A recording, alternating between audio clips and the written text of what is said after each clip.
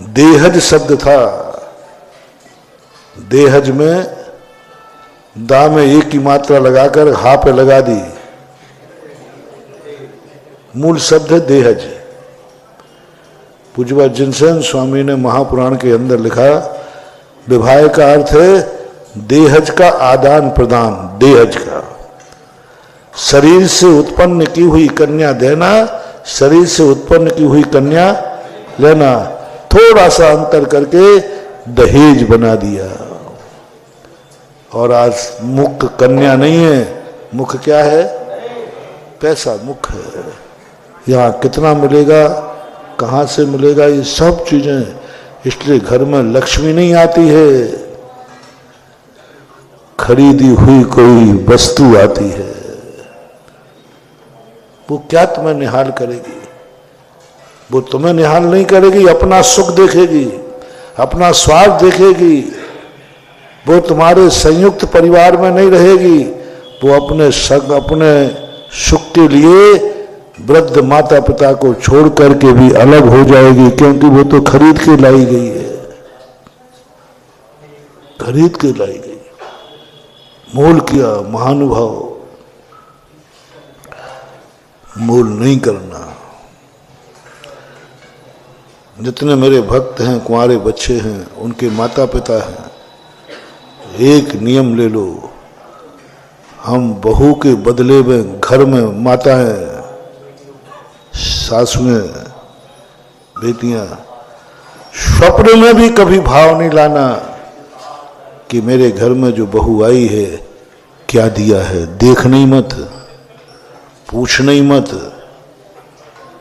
घर में चर्चा भी नहीं करना कि मेरे बेटे की शादी में वहां से क्या क्या आया है,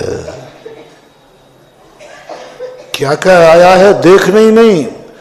खोटा आया है, चोखा आया है, देखना ही नहीं। आया है कि नहीं आया है, ये विचार करना नहीं, विचार ही नहीं कर, सोचना ही नहीं। तुम्हारा घर बर्बाद हो जाएगा। यदि तुमने ये भी भाव कर लिया कि मेरे अंदर, मेरे घर में जो बहू आई है, इसके माँ बाप ने क्या दिया, देखना तो सही। और तुम्हारी सबसे ज्यादा गंदी आदत है, बुरा लगे तो 100 बार लग जाए। हाँ, लगे बुरा तो लग जाए। मुझे कोई तुमसे म्यारी का मूड़ा नहीं रखवाना है, लगे तो लग जाए, क्या बात है। साची कहना और खुश रहना। बहुत बड़ा मोटिवेशन दे रहा हूं महानुभाव, बहुत बड़ा मोटिवेशन। आपकी गृहस्थी अच्छी रहे, आपकी गृहस्थी इज्जत वाली रहे, आपके घर में भली खाने को हो ना हो, लेकिन घर की शान रहे।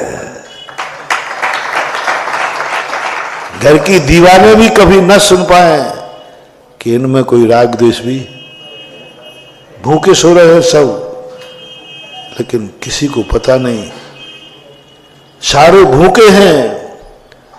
और बाहर से कोई व्यक्ति आया तो हर व्यक्ति डकार ले रहा है, और पेट में कुछ है नहीं और डकार ले रहा है। ऐसे घर होते। विनिमय करो, लेन देन करो, व्यापार मत करो। कुछ नहीं, कोई देखे तो क्या देख रहे हो, क्या दिया उसकी मां ने, क्या लेके आई है, कुछ नहीं, देखना नहीं, उठा के पटक दो एक तरफ, आंख बंद करके रख दो। सोना चांदी है तिजोरी में पटक दो। आया है तो क्या आया है ये भी सोचना ही नहीं। बस मेरी तो गृह लक्ष्मी बहू आई है, इसको आंख फाड़ के देखना, इसको सोचना, इस पर विचार करना, वहां कोई आपत्ति नहीं है। लेकिन वो क्या लाई है साथ में, इस पर विचार नहीं करना, चर्चा ही नहीं, मन में भी भाव नहीं लाना। और बोलो आज क्या होता है तुम्हारे घरों में, सभी लोग सोचना, झूठ मत बोलना। थोड़े से बहू से झगड़ा हुआ तो सासू सबसे पहले क्या उलायना देती है, मुझे मालूम है, बता दो चुपचाप। क्योंकि मेरे पास जितने केस आते हैं, इतना टॉर्चर करती हो तो कई बार बहू सुसाइड कर लेती है। ये केस आते हैं मेरे, मुझे तो तुम्ही लोगों से पता चलता है। क्या दिया है, कोई थोड़ा सा उसने मांग लिया तो शायद हाँ तेरी मां ने मान के रख दिया था क्या है, क्या लेके आई, बर्बाद है अब तुम्हारा घर। एक बार तुम्हारे मन में भाव भी आ गया, क्या मांगती है, क्या लेके आई, तेरी मां ने कोई बख्शिश दिख दी क्या? चलो ये तो सासू के हाल है, तुम तो पति हो ना उसके, तुम भी झगड़ा करते समय यही बोलते हो तेरी मां ने कौन सी जन्नत दे दी है, कौन सी बख्शिश दिख दी। बेटा भीख मांगोगे, कर्जे में डूबोगे और अंत में तुम्हारा कोई साथ देने वाला नहीं, कोई साथ नहीं। कभी भी धन दौलत से बस एक ही बात सोचो, मुझे कुछ नहीं चाहिए, एक शब्द कहना छोड़ो। दुनिया माने या नहीं माने, मैं अपने भक्तों को जो मुझे थोड़ा भी मानता है, नमोस्तु करता है, उससे कहना चाहूंगा कभी भूल करके मत कहना मुझे कुछ नहीं चाहिए, मुझे तो बहू चाहिए बस। ये शब्द बोल करके तुम कभी लाना, गारंटी मेरी है वो घर कभी खाली नहीं होगा, वो बहू कभी तुम्हें छोड़ के नहीं जाएगी। उसके लक्षण होंगे, कुछ नहीं चाहिए मुझे, बात बहू चाहिए। मैं विनिमय करने आई हूं, विनिमय करने आया हूं। टॉर्चर, इतने निकृष्ट हो गए तुम। अब वो तुमसे तुम्हारे कहने पर नहीं चलेगी, लेकिन ये परंपरा बहुत गंदी परंपरा हो गई आजकल, ठहराव की। जैसे दुकान पे जाते हो तो तुम ठहराते हो ना, लड़की पसंद है, सब कुछ है, रिश्ता किस लिए टूट जाता है?